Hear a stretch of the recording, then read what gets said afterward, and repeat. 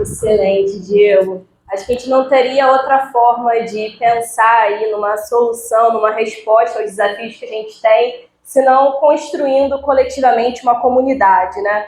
Uma comunidade que para a gente aqui no SciUS é construída sobretudo online, numa interação que tem uma especificidade, mas tem também um ganho teórico, um ganho de prática e uma construção da praxis. E para a gente falar um pouco mais sobre isso, vou chamar agora a professora Maiara. Boa tarde a todos. Meu nome é Maiara, sou professora da Brigada Italiana, sou coordenadora, faço parte agora, recentemente, da coordenadoria fiscal e gostaria de agradecer a todos pela presença. E eu vou contar um pouquinho sobre o que tem além, né, da ideia de comunidade, porque pensando aqui, né, o aniversário de 5 anos, e pensar que no início, né, comecei lá por volta ali do final de 2021, então desde o início a gente pensa assim que depois de todo o processo que aconteceu em 2020, a ideia do ensino, a ideia de aulas online cresceu de forma discrepante, né, se comparar um antes e um depois. E por que falar de comunidades online de aprendizagem de língua? Porque o Instituto começou com brigadas linguísticas. E o que mais podemos colocar aqui é a ideia do... Pode passar, por favor. É a ideia de turma, né? Acho que cada um aqui tem uma questão um pouco quantitativa quando pensa em turma. E possivelmente cada um de vocês vão pensar, é melhor escolher uma aula particular, eu tenho vergonha de falar, ou eu quero estudar de forma particular porque eu acho que está no meu nível e é coerente aprender assim. Mas é um pouco né, discrepante nesse sentido e não lógico, né, estar dentro do Instituto SciUS e não aprender de forma coletiva, né? Então, para além da noção de turmas, eu queria trazer hoje a questão de comunidades. E o que é comunidade? É um conjunto ali, né, de pessoas, mas não somente pessoas, né?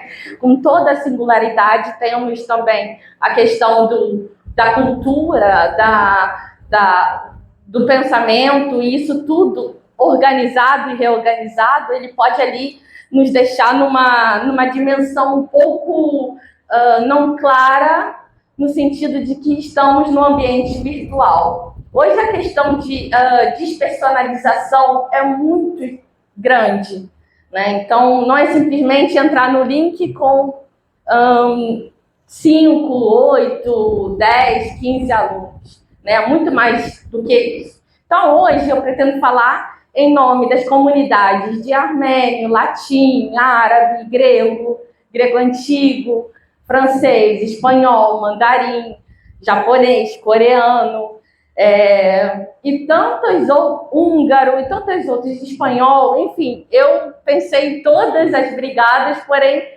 não é humanamente possível ali lembrar de todas elas, mas gostaria de dizer que diante de toda essa pluralidade de turmas e de comunidades que começou em 2021, é interessante pensar que o ser humano sempre será um ser social. Por mais que isoladamente a gente pense que aprender seja pegar o caderninho, escutar um podcast ou um vídeo no YouTube, ou traçar ali mapas mentais. De qualquer forma, aquele poder simbólico através da linguagem teve a sua origem a partir de um processo histórico social que, ao longo do tempo, foi representado por uma imagem, por um emblema, por uma música, por um alfabeto, né? Por que não? Então, além da questão de formação que acredito que o Instituto tenta levar para todos os trabalhadores, sejam eles, né, que estão ali em processo de conhecer um primeiro idioma, como o filipino, ou o árabe, ou o grego antigo, né? Acredito que a comunidade também tem que ser pensada no sentido da prática, né, do agir. Não é simplesmente pensar em questões ou meras adaptações do presencial para o online. Então, eu acho que não tem como não começar a falar sobre linguagem e consciência social. Eu tenho, dentro da Brigada Italiana, e acredito que não tem outro sentido, de maneira marxista, leninista, né, a partir da orientação da esquerda, uma perspectiva e uma possibilidade de levar o ensino que não seja através, né, da linguagem como instrumento social.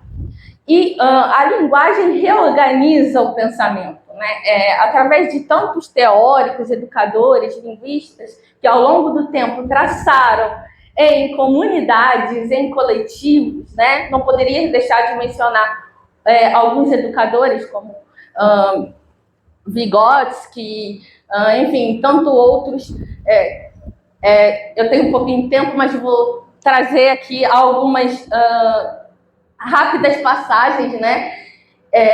E que esse pensamento não deve ser separado da emoção, porque ser social, né, estudar uma língua dentro de uma comunidade online né, pensar não somente de forma racional, também ter a emoção, a lógica ali em conjunto. E isso não quer dizer que vai ser tudo organizado de forma como uma ideia de colonialidade impôs para a gente ao longo do tempo, né? Trazendo o contexto histórico, o ensino de idiomas no Brasil ele foi, né, alvo de muitos ataques, né? Seja a omissão de idiomas, seja leis que deixam ali mais confusões do que objetivos propriamente. Por mais que o valor simbólico de cada palavra ela ali possa somente mascarar, manipular, do que realmente trazer um sentido efetivo para o ensino de idiomas. Porque se estamos aqui desde 2021 em comunidades online, é porque naquela época não existia comunidades online de idioma, quase. Né? Eu lembro que quando eu saí de uma comunidade presencial de aprendizes, eu pensei, não vou ter outra oportunidade como essa, porque a situação naquele momento, uma situação que representou, né, a realidade que eu, como professora de italiano, e os aprendizes ali, né, depois que passavam de um certo nível nas comunidades presenciais, né, não tinham ali uma ideia de quando poderiam ali se encontrar novamente. E a partir disso, essa questão de conhecimento, construção coletiva, se deu através ali do Instituto, lá em 2021. E eu não poderia também trazer aqui que a língua não é neutra, né? Os governantes, os professores, os educadores, os especialistas em leis, né? Eles, né, têm um papel muito difícil e importante com a questão da língua e da linguagem. E a língua tem esse poder simbólico, mas também tem uma violência simbólica. Né? Um governante trazer uma palavra como vamos construir um muro ou algo semelhante a isso, tem um impacto gigantesco. Ainda mais com as mídias sociais, com toda essa questão de ideologia que hoje está muito mais acessível, ainda não de forma organizativa para trazer benefícios, né? E sim para manipular ou talvez para trazer confusões. E o mercado de ensino hoje, ele vai contra todo esse pensamento, porque se eu trago aqui desafios, é porque existe uma existe um mercado de idiomas que vai ali, através de algoritmos, de redes sociais, enfim, de todo link, post, trazer ali a noção de individualidade dentro de um idioma, né, dentro de um aprendizado. Então, o que os alunos de uma comunidade enfrentam e o que os educadores aqui enfrentam? A questão de como eu posso aprender mais rápido. 6 meses é muito tempo hoje em dia. Você começar a estudar uma língua 6 meses.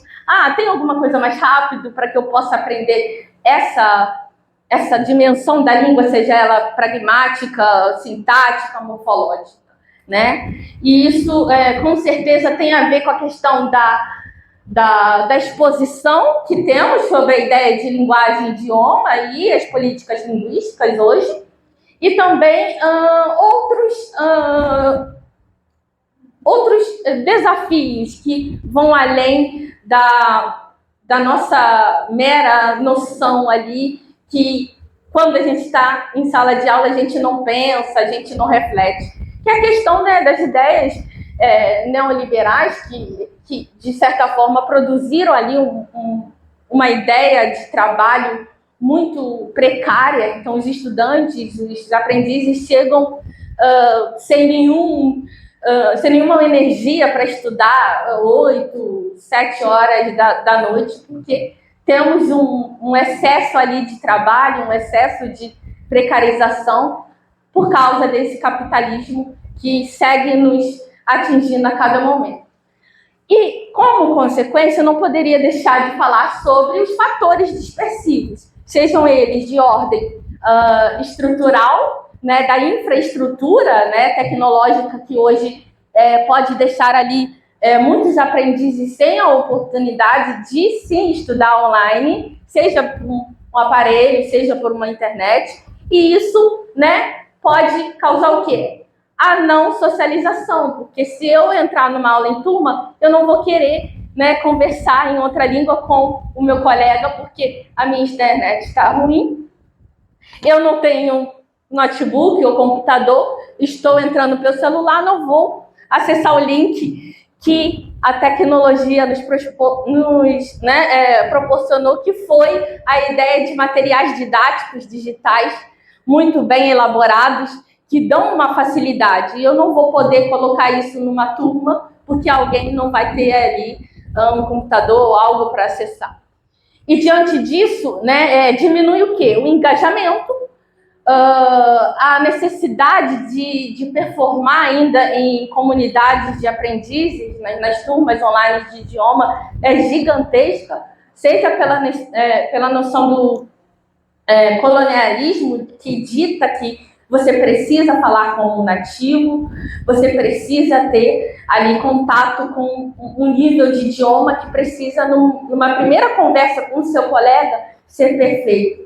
Mas aí eu deixo esse questionamento, né? Muitos alunos que passaram pela Brigada Italiana, por exemplo, foram para a Itália. E o porquê deles ainda continuarem estudando em comunidade, né? Por que não houve uma socialização, né, no país de origem, se aprender língua, aprendendo língua significa estar no território geográfico, né, muitas vezes. Então, tudo isso é emitido ali nas redes sociais, nas nossas educações ali, através dessa tradição das leis, dos BNCCs, enfim. E, diante disso, há uma fragmentação, porque você não pode errar, você não precisa se mostrar ali como aprendente possível a erros. A tecnologia também está muito fragmentada, eu costumo trabalhar com telas, isso causa, né, necessariamente uma dificuldade na atenção e, consequentemente, ali a gente acaba levando em conta que essa experiência coletiva tem se mostrado um desafio, né, gigante dentro da comunidade. Mas eu também tenho que deixar aqui essa mensagem que, se a gente está, né, 5 anos levando o ensino, seja ele científico, linguístico, político, nas turmas, nas comunidades, né, online de aprendizes aqui, é porque houve sim uma revolução. Trago novamente, né, os pensamentos, né, de educadores das perspectivas históricas, sociais, marxistas, a ideia de revolução, que pode ter vários significados para cada um de vocês. Para, né, um dos meus aprendizes dessas comunidades, uma das minhas alunas em Portugal, provavelmente vai ter uma outra ideia de revolução, que quando ela entra nessa comunidade, ela tem acesso a um pensamento totalmente diferente de alunos que moram aqui no Rio de Janeiro, em São Paulo, sobre a ideia em si de revolução, seja, né, estudando língua italiana, ou, né, árabe, ou, enfim, espanhol, seja da própria condição histórico-social. E para que, né, existe ali as aulas no sentido coletivo? Para ir além, como outros camaradas também foram além disso, né, para além de vocabulário e gramática. Né? Todo mundo sabe que, né, a língua é um sistema linguístico. Tudo é um pouco estruturalista no início. É tudo bem estruturado e para esse desenvolvimento, as práticas sociais vão ali trazer uma reflexão para a gente no sentido ali das aulas. E, enfim, para um movimento de significação e transformação, né? Deixo ali o aprendizado como uma prática que leva à emancipação e solidariedade, porque sim, temos condições de aprender uns com os outros dentro dessas salas de aulas virtuais e, consequentemente, trazer ali mais provocação a essas dúvidas, a essas formas de enunciação que estão presentes. E, infelizmente, eu vou ser um pouquinho mais curta agora, mas toda língua é uma prática social e ideológica. Aprender e ensinar uma língua significa compreender as disputas de sentidos presentes nas relações sociais e fortalecer a comunicação, a solidariedade internacional e a ação coletiva na transformação da realidade. Muito obrigada.